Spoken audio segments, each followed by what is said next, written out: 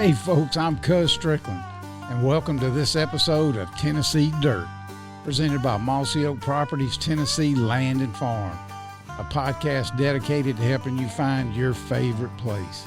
Each episode we'll talk about all things related to land ownership and conservation throughout the great state of Tennessee. And don't worry, there'll be plenty of hunting and fishing stories too. Our goal here is to help each of you live your best life in the Tennessee dirt.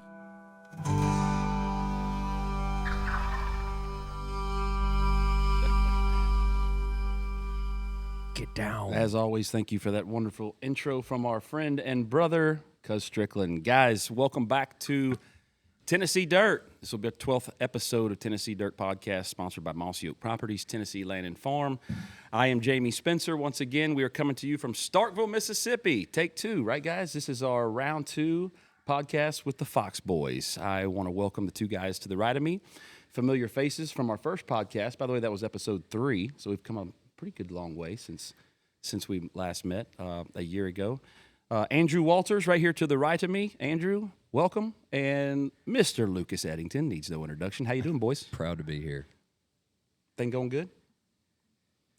The annual family reunion in Starkville, Mississippi, Mossy Oak Properties Land Summit. This is my 11th one, I think. Lucas, this is probably your 14th one. Oh, I've been spotty in attendance, truth be told, but man, this has been a good one though.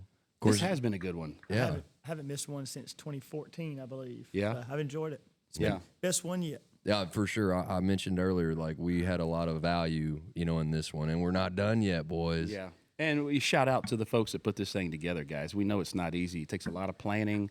And for folks out there that don't understand what we're at, every year we have an annual land summit, which brings all the Mossy Oak Properties offices together from all over the country. And pretty good attendance. I think we had between 260, 275 people here this Record deal. last 3 years. It gets bigger and better every year.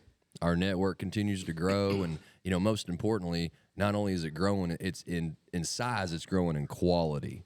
Yeah. I mean, like every time, there are things that you do in your respective trade, especially conventions and land summits and whatever else, and you just kind of like, I need to go. This one, I want to go. That's Yeah. right. Right? Yeah, it's hard to miss this one for sure, especially with what you've got going on. We're going to get into that because I know a lot has changed in your world since the last time we sat down with you, Andrew, and I'm excited about giving the folks a little glimpse into that. But yeah, this is a place and an event where all of us can share ideas, talk about what's going on in our respective markets, talk about what's going on with the trends and land sales and home sales alike. And everybody's territory is a little different. And so it's always neat to hear other perspectives from guys from around the country. What's working for you? What's not working for you?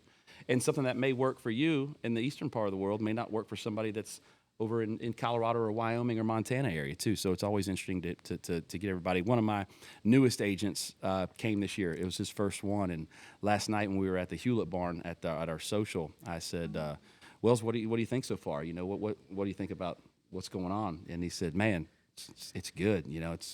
It's eye-opening. I said, well, it's like walking around looking in the mirror all for 3 days, because there's so many like-minded people here. So I know you guys get that. So again, welcome. So let's get right into it. And let's start with you, Andrew, because so much has changed in your world. Let the folks know what's going on. From your last podcast, we learned about how you sort of got started in this business, how you got hired as a really young guy by Mr. Billy, and how you kind of worked your way up from your office manager to all these things you started doing. And now you are the owner and broker of Mossy Oak Properties, Land and Farms Realty. So congratulations on that. That's a big-time move. I appreciate it. The three of us stay in touch pretty good. We have a little text thread called the Fox Boys, and again, this is Fox Boys episode 2, but we stay in touch pretty well. We may talk 10% business and 90% just whatever, As it right? should be. Between that and the group Instagram reels, I might not talk to you guys often, but I know you're alive because we send reels back and forth. And I know you guys do it too, so don't make fun of that. Everybody's sending their buddies Instagram reels, right? That we know will make each other laugh. It's pretty fun. So tell us about what's happened in the last 12 months. Yeah, man. So Billy, who initially hired me, he in 2024 I became a co-owner, as we talked about last year, and last summer, he told me he was ready to retire, and we were going to work towards me taking over, which has been part of the plan for a while now. So that's what we did, and that was effective at the beginning of this year. So I'm now the sole owner and president, and we got 4 offices, one in Franklin, Virginia, Leesburg, North Carolina, Greenville, North Carolina, and then Myrtle Beach, South Carolina. So it's cool. That's awesome. Yeah, man. So how many total agents are under your umbrella now? Right at 40. 40 agents. Yes, Man. sir. Yes, sir. We have 40 agents, and then a great administrative team. We have 5 ladies that really do a lot of the behind-the-scenes work. Backbone of your company. Absolutely, and I'll put them up against anybody. They do great. I think the world of all of them. So Amen. It wouldn't be possible without them. Even they're the unsung heroes that you don't see. No doubt. How big do you want to get, Andrew? Do you see yourself growing even more? Yeah, I mean, I do. I'm happy with the territory we have. I would like to see more agents. I think we have room for more agents within the territories we have. I mean, I'm not necessarily trying to conquer more territory, so to speak, but we are covering amongst 3 states about 240 counties. Wow. So we could, we have room to hire more agents and expand that coverage without having to trickle over into more counties, if that makes sense. Lucas, that's overwhelming. 240 counties. For those that don't know, there are 95 counties in Tennessee. And Tennessee is broken into really 3 states. If you've ever pictured the Tennessee flag, we have 3 stars. That's really for West Tennessee, Middle Tennessee, and East Tennessee. We really could be 3 different states. And we only work mostly Middle Tennessee, which is not anywhere near 240 counties. So you guys have listings in all those counties, or are you prospecting in all those counties and doing deals, or are those target I mean, how many counties do you actually work out of 240? Because that's a lot of coverage. Yeah, we cover them pretty well. Yeah, we did about 300. I think it was 328 transactions last year. So we cover them quite well. How do you handle communicating with all your agents in different states? Do you do like a big monthly Zoom call with all your agents? Does everyone get together under the same roof sometimes? How does that work? Yeah. So what we did this year is we decided to do our annual meeting, which was typically in January. We actually did it in this room here on Monday evening. Oh, utilizing the land summit because That's you know right. everybody. Okay. That's right. And we got a lot of new agents. I wanted all of them to buy in and see exactly what's happening here in Starkville. Yes, it's a great place to be. So, just like Wales, I've got several new agents who have come here, and it's just great to tie our awards banquet in with the land summit here.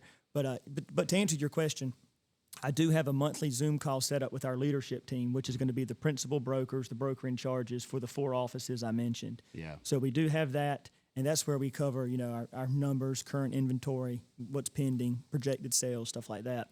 And then we do have an ongoing training process that's roughly every 2 weeks. It's about a 2-hour training call, and the agents can log into that and check everything out. And of course, that's not including the in the field training and job shadowing that we do in the field. Like a mentorship. That's right. program. Yes, sir. Yeah. So it's a lot of moving pieces for that many agents, but I like it. Yeah. And Lucas, you're not dealing in 240 counties either, I don't think, are you? Negative. Yeah. No. He's like, I got 3, man, and we dominate them. You Sorry. cover quite a bit of territory, and of course, you live in God's playground. I mean, your area of the world, which I was fortunate enough to get to go to, I guess was last year, right? And see where you live and work, and it was amazing. I had such a good time. But you are how many agents now under your umbrella? We're probably around about that 30 mark at the moment. I'm super proud. Once again, shout out to my team. If it weren't for them, we wouldn't have anything. I'm very proud to say that I think we brought in 6 people in the last 6 weeks. 4 of them had previously worked with us. And so for them to come back, I think, in my opinion, that speaks magnitude about our culture. And, every once in a while, you kind of got to venture on the other side of the fence and find out, grass ain't really greener over there. That's right. But We've all been through a little of that, and that's part of it. part of the progress. That's exactly right. There's growth, and you just make sure that if you don't see eye to eye, you don't burn a bridge, and you keep that relationship open and foster it, and know that we all change and we grow and we talk it out. And if it works out, maybe we'll get together later on. Yeah. Lucas, what makes a good land agent? Oh, you talk about versatility. I mean, realtor and land agent are not the same. Right. We can all agree with that. And I think that, in my opinion, it's going to have to be somebody that's adventurous, somebody that's tactical, and somebody that can really think on their feet. Because, man, nothing is ordinary in the land game. It's so unique. You know, it's they say apples to apples. Well, land is always apples to oranges. And I think that that's kind of the allure of this career. I mean, I told some guys earlier today at lunch, you know, they're like, what do you love about it? I said, everything. I don't know what each day is going to hold. I don't know where I'm going to go, who I'm going to meet, what I'm going to get to see, what I'm going to get to learn. Yeah. You know, what adversity are we going to get to tackle today? Yeah. As part of it, it keeps it fun. It keeps it exciting and fresh. Yeah, and, you know, just growing up with a love of hunting and fishing doesn't mean you're qualified to be a land agent. I think That's it true. helps for sure. I think that background, having that sort of in your DNA is probably key. I can't tell you how many phone calls I've gotten from young men who are like, think they want to get into this business because they love the outdoors. And Mr. Jamie, I just, you know, I grew up hunting and fishing. I feel, you know, I want to, do that. And it's so hard to take somebody like that has a love for that and translate that into a career or job in land sales, or recreational sales, homestead, whatever, a real estate career. I mean, real estate is, you know, you eat what you kill. And especially young guys out of college, I know I'm very, very careful in my conversations with guys that they're fixated on working for us. They think this is what they want to do. But, you know, I tell the last thing I'm ever going to do is hire a young man who is right out of college, who maybe doesn't have maybe a little egg of something set aside, doesn't have another maybe job to provide income for himself or especially with his family, because I never want to have the burden of someone who's struggling, you know, and you come on, you get hired, you realize, man, I don't make money in this right away. It takes some churning, right? It takes some dedication, and it takes sometimes, obviously, a little bit of money to kind of boost your career, market, and get some things going in this career. Because essentially, you are an entrepreneur. You're building a business. You're starting your own That's business. right. You bet. And we give you the tools and the tool belt for that. And Mossy Oak does a great job with that. We, as brokers, try to do a great job in helping our guys along. But, you know, I'm just not going to put somebody through a situation where in 6 months they're coming to me and saying, hey, man, gosh, I am struggling. Sure. I'm not going to do that to somebody. And desperate salespeople stink. All right, if you're desperate, you're not going to be successful. You know, you ask another thing, what makes a successful agent? You got to love people. Yeah. You got to love people. When I'm talking, you got to love them, because, you know, it ain't always pretty. And you're taking something that's probably, you know, likely their most valuable asset, and they are trusting you to do a good job and to guide them. And, you know, with that trust comes, I've always joke and say, you know, I should really have a psychology degree, because I feel like a lot of what we unpack is 90% nothing to do with the transaction. True Yeah, words I've are always never said spoken. I've always said that a desperate salesman is a dangerous salesman. 100, And yeah. that's something to be aware of. You betcha. I mean, I know guys that could sell ice to an Eskimo, but it doesn't mean they're going to be translate into a successful land agent. There are so many risks. Is so much responsibility in real estate transactions. A lot. There's a lot of I's that need to be dotted and a lot of T's that need to be crossed. I mean, paperwork is just one aspect of a real estate transaction. And one wrong move, and as a brokerage and as an agent, you could find yourself in trouble. So mentorship programs like you have, I'm sure you do too, Lucas, we sort of do one-on-one. I mean, that's where really my role as a broker comes in, spend a lot of time with a newer guy. But here's the thing, guys, I'm not scared to hire a new guy. I have changed my philosophy on that, by the way. You know, when I first started about 12 years ago, I was thinking in my mind, you know, really going to hire, you know, experienced agents, you know, kind of that been around the block, and that's true. Those are great agents, and I had quite a few of those that kind of came to me when I first raised the flag in Nashville, and I was concerned about hiring, you know, green guys, if you will. But I kind of realized after time went on, and a lot of that had to do with coming to this land summit, by the way, and seeing some of these young cats stand up and hearing how they were doing things, and I'm like, man, I need to change my attitude on that, because they bring something to the table that I really wasn't expecting. You know, they're bringing technology ideas, social media ideas, ways to market that I was sort of self-admittedly stuck in a little bit of an old school route. And I'm like, I need to change my philosophy on this. If I give the right guy the chance and he's got the wherewithal and the financial stability to get into this where he can sort of sustain himself for maybe, let's say, a year, you know, until he gets in there. And we give him a listing, or we give him another listing, or we give him a buyer. And you know how that works. One listing can create 4 or 5 different new connections. For sure. You may have a listing, you show it 4 times, you may sell it to one, but the next 3 people that listing is not for them. They fall in love with you. Next thing you know, you're riding around with a truck with them, finding exactly what fits their needs, and that's how you organically grow this business. Now, you times that by 4 or 5 listings, that's how your business can organically grow, and young guys can be successful. It's just kind of a double-edged sword, and I think mentorship and being there as a broker is really the key to that. Agencies and brokerages out there that don't want to invest in younger guys and really take the time to help nurture them. And I know you've got an incredible training program that I think a lot of offices in the nation can look up to. That's the key. And so I've changed my attitude on that. I've got quite a few young guys that I'm sort of working with, nurturing, and putting on, and I can't wait to see what they do. But again, I just don't want them to struggle. And so whether that means I'm trying to fill their basket with deals or buyers, with that maybe leads that come in, and I do try to do that within our organization, those kind of things can help you grow. Davis Fleming, who's been on this podcast many times, y'all have seen him. Davis is a great example of that. And he had a full-time job, came to work for me, kept that job, until he kind of dipped his toe in the tub of real estate. But very shortly after, I think maybe even under a year, he was able to leave that job, went full-time in, head first, and now he's doing very, very, very well. Doing a great job. And by the way, I want to give credit where it's due. Speaking of training and preparing people, Uncle Jamie gave a presentation to the full house today and absolutely crushed it. So there it is right there. Proof is in the pudding. To put that on for this entire convention, anybody that's kind of on the fence about what they're going to get over at Tennessee Land and Farm should know that they are well equipped to get you ready for success. So bravo. Well, thank you. I appreciate that. I tried to speak to the group today as if I was speaking to my own office. I know what everybody in the room is going through.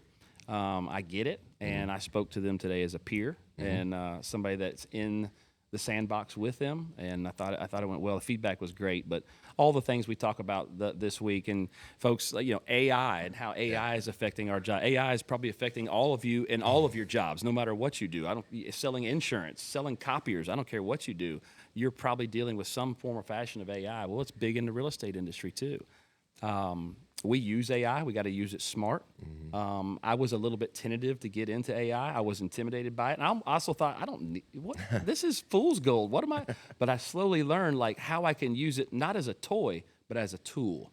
And use the right way. It is very helpful, as we've learned. Hey, which you were instrumental in guiding me to some significant changes within our organization this year. But talking about AI, I want to say that it was you that recommended, hey, get this particular program, when I transferred over to that MacBook. And there's something that I avoided for 4 years. I'm talking put it off for that long, just reluctant, and got in there. And I think I messaged you the next day. I had one long day, but at the next day I was like, I can't believe I put it off this long. This just made it so easy and flawless. So thank you for that too, Andrew. Absolutely. On the point of his presentation today, what I liked is, of course, you and I were in the back of the room taking Clowning. pictures. By the way. Of course. Thanks for the support. Boy. Yeah, ADHD. I can't sit still for so long. So I was walking around making a lap. But as I was in the back of the room, I was looking at everybody, and the only people on their phones were the ones taking pictures of your slides. You bet. Everybody was locked in. Everybody was focusing. So it was absolutely valuable information. So I appreciate you. You didn't have to shame anybody to put their phone down. Yeah, that's right. That's true. That's true. That's awesome. Well, that's just one of the key things about this conference that we love so much. But mostly, again, we call it a family reunion. We've got we had a lot of great speakers. It's always good to hear from Toxie. And of course, this year the Land Summit was dedicated to the late Mr. Fox, who plays a big role in all 3 of our lives. Of course, a man who has had such an impact on the outdoor world and the conservation. And as Fox says, he when he was young, he was killing anything he could, and at some point he got into the point in his life where he's like, it's not really about that. It's like, how can I leave this better? And so we started planting trees and figuring out how to do things that would help the wildlife and commitment to conservation. And we lost Mr. Fox recently, Toxie's dad, Mr. Hayes, and Mr. Fox was an incredible man, and we sure are going to miss him.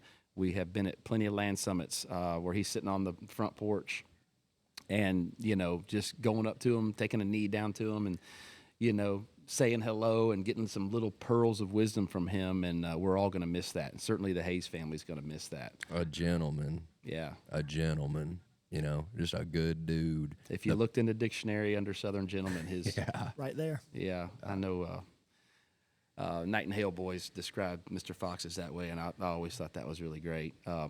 So yeah, we're going to miss him, and this whole conference has been dedicated to him, and rightfully so. So Mr. Fox, hey, Nashville.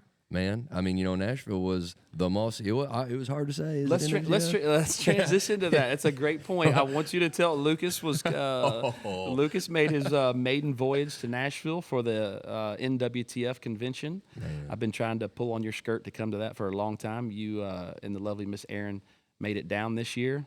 What'd you think?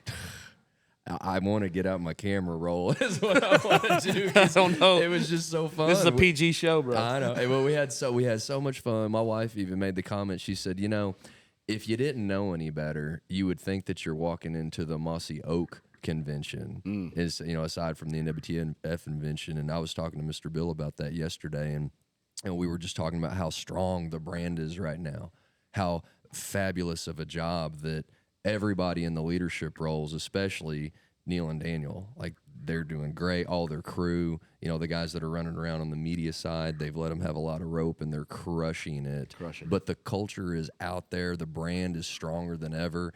And as I illustrated to Mr. Bill, I said, all of those people, those tens of thousands of people that rolled through there wearing the brand, wearing Mossy Oak, they didn't do that because they were told to. Right. They did that because they wanted to. Yeah. All right. And it's just a really fun and exciting time to be affiliated and be involved and be a part of this family. So super thankful for that.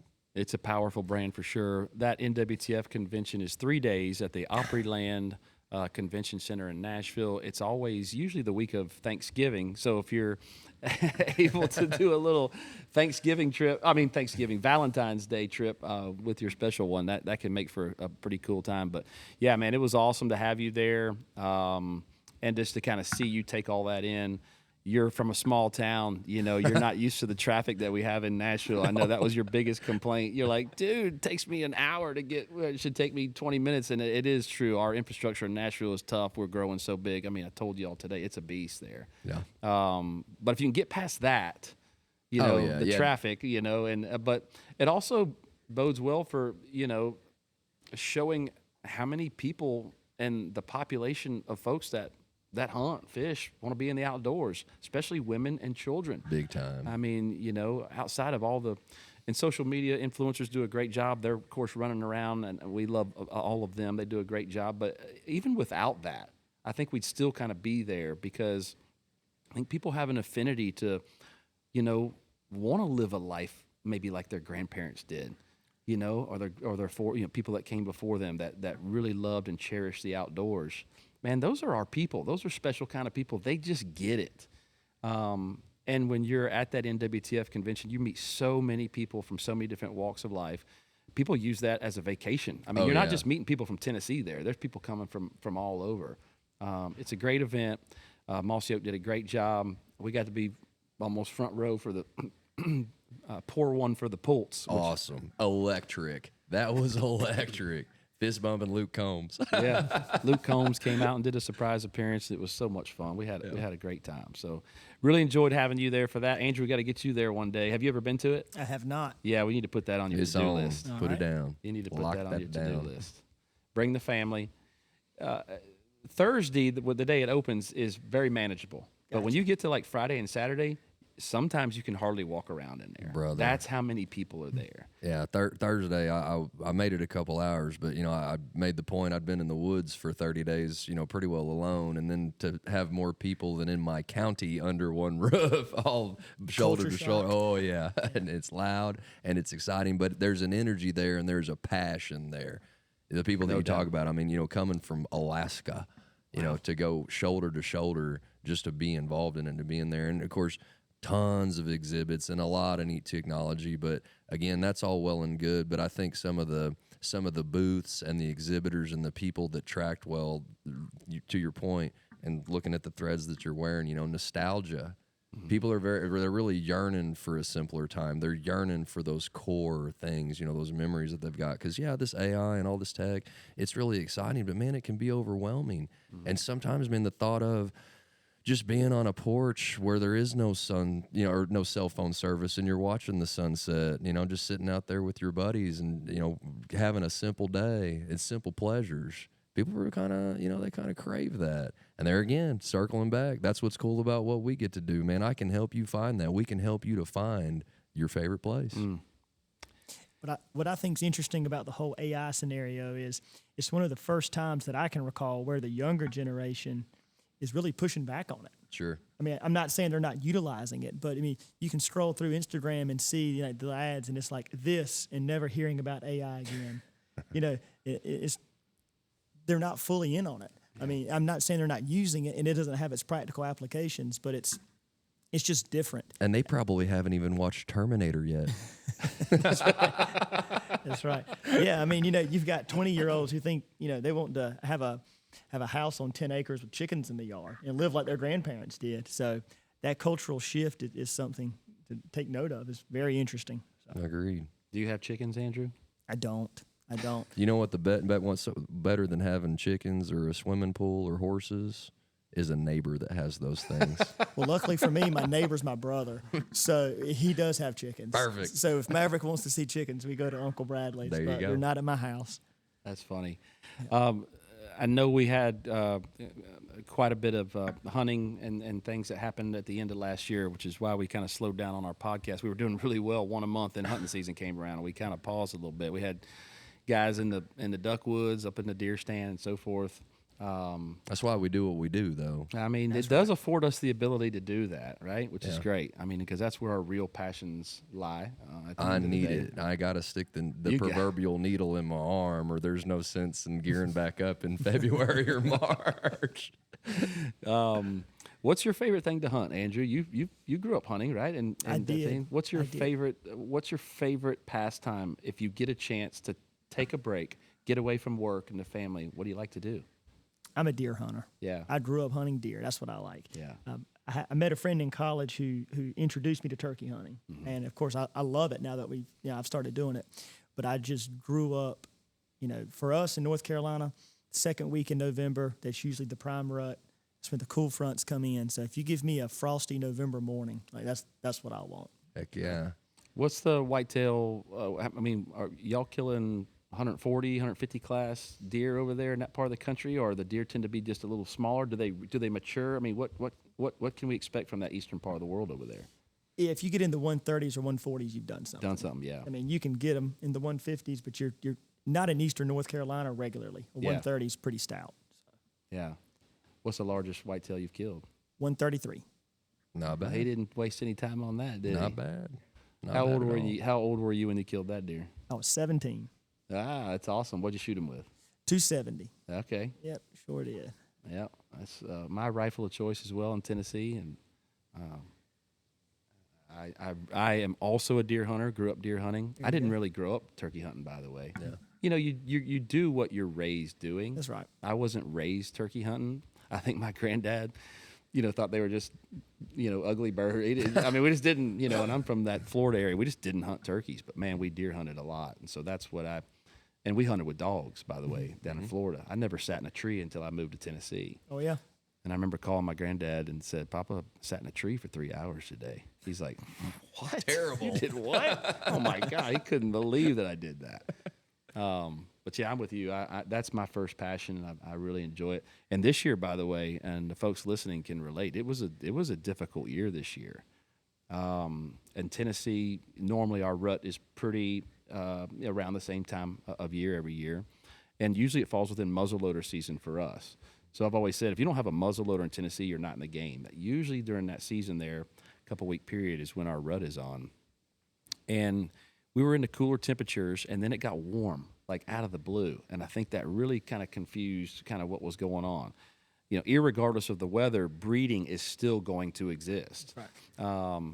But they just weren't moving around. And if they were mostly nocturnal. So you combine that with all the rain that we had and the acorn production that we had, which was tremendous. Mm-hmm. I think we saw a situation where, with that a little bit of warmer weather right there at a point where we weren't used to that, and then having all those acorns on the ground, we saw a lot of nocturnal, kind of situations on cameras, and the bucks just didn't have to get up and move around a lot.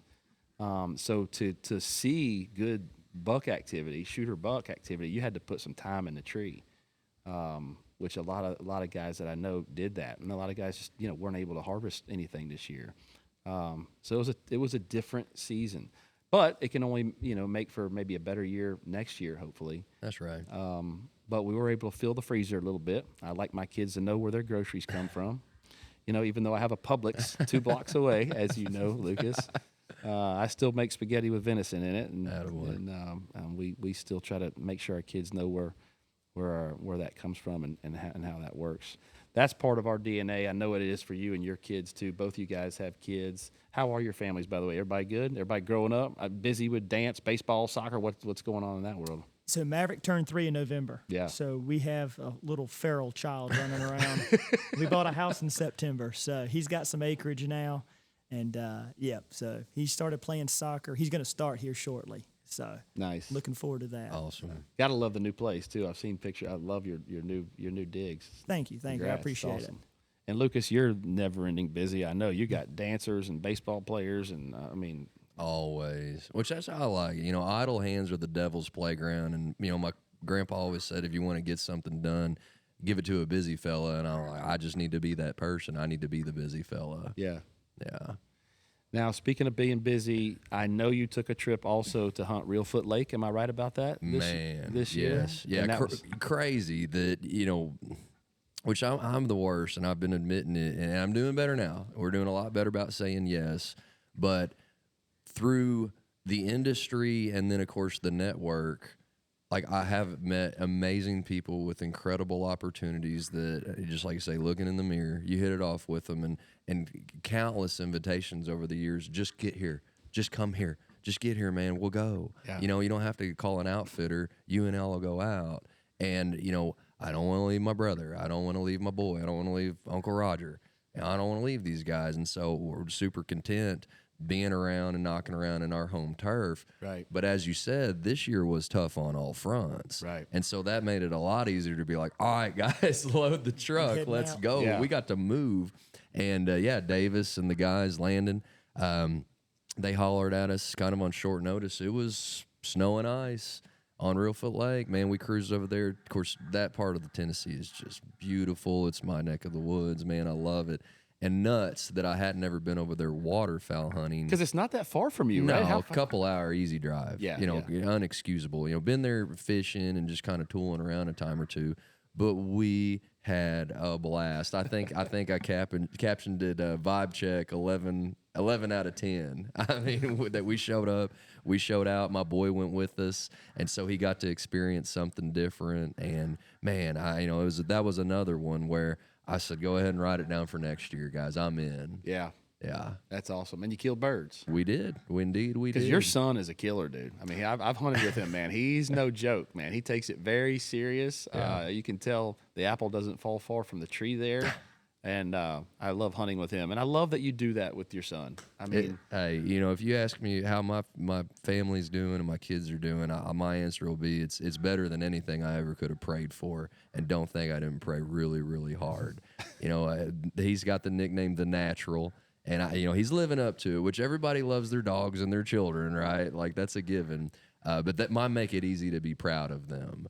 Roman is, man, he's knee deep in everything. We're playing golf, baseball, basketball, anything he can get his hands on. Now he's getting to the point, he's almost 14, and he's wanting to be independent. We're getting to that point now. It's like, I can do this on my own. And so we're giving him a little more rope, and I have confidence. I mean, he's earned that right to have that responsibility. Yeah. And, he's a safety Sam, too. Like, physically, we look alike, but he's a lot smarter kid than I ever was. Poor guy. Oh, man, he reads the warning labels, So, we're just go. I'm solar powered. I need to be outside. When you ask what my favorite pursuit is, it's going. I'll go out and hunt mushrooms if that's what it takes for us to be doing something. I do not care. Let's just roll, baby. That's true about him. We know that. Yeah. Yeah. It's in your DNA to stay busy, and that usually equates to success. And we're proud of what you've been doing over there. Proud of your family. It's awesome to watch. Well, we're about to roll into tonight. We got a little cocktail hour out here. Everyone will be showing up here in the next 10 or 15 minutes. We have our awards banquet tonight, hosted by the Cuz Strickland. He always does a great job. I'm excited for that tonight. Always a great time to get everybody together for the last night, sort of send everybody off with sort of their glass in the air kind of thing, celebrate successes that some of us have had over the year. So thankful for the Mossy Oak family, the Mossy Oak Properties family, just like you guys are. So, and wrapping this up here a little bit, any words of wisdom on what you think the real estate world looks like coming into 2026? We're here. We're at the 1st of March, first quarter sort of coming to a close. I know for me personally and for our office, our Q3 and Q4 of last year was a little tough. You had the tariff talks going on at the time. You had people kind of hovering over their wallets, holding it tight. So we saw a dip, I think not just in our office, but nationally, regionally, it was a little bit tough in real estate just because of the way things are going. Interest rates were a little bit higher. Yeah, 2026 comes around. I think we see a little bit more stabilization. Now we're getting a little bit more warmer weather. Our phone is starting to ring, I think, a little. I think we're going to see, sort of it settling and getting to a place that will be, a lot more comfortable in doing what we do. Any predictions or your outlook forecast for 2026 and what you do in your area? Well, we've started off great. Our January was fantastic, and we actually finished on a good note too last year. So I'm very thankful for that. What I'm starting to see is a lot of sellers are starting to understand the COVID era is over. Right. Yeah. And that's helped us with our pricing model because, for a while there, it was the Wild West, and that was clearly an unsustainable model that couldn't keep going. So I think that's going to help with the pricing and having more realistically and appropriately priced properties on the market.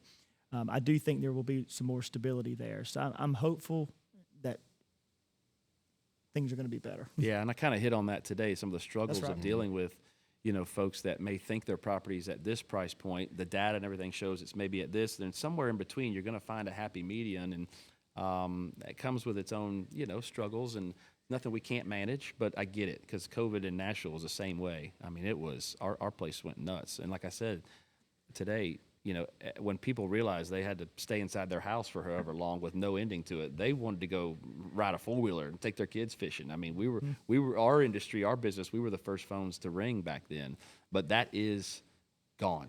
That doesn't exist anymore. And we've been trying to get sellers to understand that market's really not the same, but you got to do that in a way where you're not being offensive. You're just trying to give them a reality check that, hey, we're just not quite there. Sometimes you succeed in doing that, and sometimes you may have a little bit of struggle with it, but how you handle that and how you communicate that with your sellers, and also with buyers too, by the way.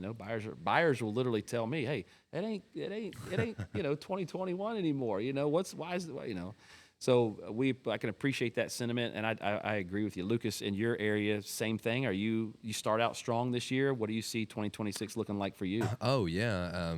Another... Because you've got some monster listings coming out, by the way. One which you debuted at the NWTF. That thing is... We do. You want to plug that real fast? Well, there's several of them, that have come down the pipe. And I told my guys, of course, we were talking about hunting season, and, January, I went in there to the office. I was like, y'all need to thank baby Jesus that it is warm and that ducks ain't migrating, because if I was this busy in January and I was missing out on hunting, I would be miserable. But it was fine. But we ended unexpectedly strong.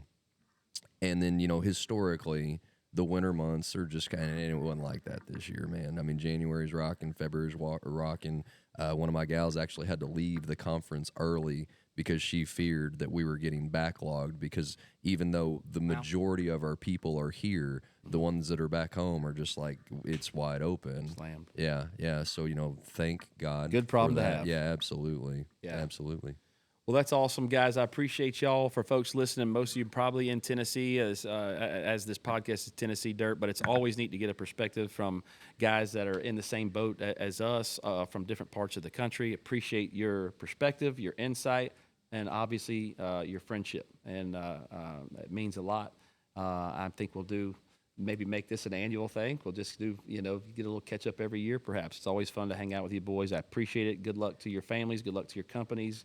Good luck to you both. God bless you, folks. Thanks for tuning in to this episode of Tennessee Dirt, and we will see you next time. I can't boys. wait to see you again. Let's go. Appreciate y'all. Thank y'all.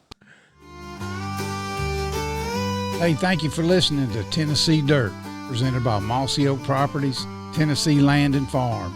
And be sure to visit us at mossyoakproperties.com to connect with our team and our collection of listings located throughout the state of Tennessee.